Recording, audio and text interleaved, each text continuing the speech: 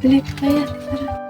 Kaya ako napapunta dito kasi may sadya ako sa iyo. Balita ko hindi ka na napasok ng 3 linggo. Tama ba? Opo. Bakit di ka napasok 3 linggo? Sayang, first year high school ka na. Ano ba ang nagiging dahilan kung bakit di ka na napasok? Ay libre naman yung ating service. Sabihin mo na, baka may maitulong ako. Naya nga po ako, brother eh. Nahihiya ka kanino? Sa mga kaklase ko po, pati po kay ma'am. Kasi po matagal na po akong hindi pumapasok. Wala na bang iba?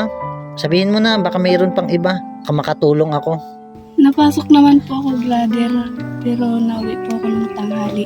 Bakit ka nauwi ng tanghali? Wala pong baon. Kung ikay pumapasok, Opo. walang baon na ano? Kanin po. Kapag di naman po ako umuwi, kumukulo po yung tiyan ko. Sayang din po yung pagpasok ko ng umaga. Wala ka bang baon na pera din? Wala din po. Gusto mo pa bang pumasok, Ate Carmen? Opo, Brother Rowell. Naiyak po ko sa mga kaklase ko at kay ma'am na rin po. Kahit po nagtatrabaho na sila, kasya lang po sa pagkain namin sa umaga. Ilan ba kayo nag-aaral? 3 po. Ang buhay sa mundong ito ay may kahirapan. Punta tayo sa school, kausapin ko si ma'am mo.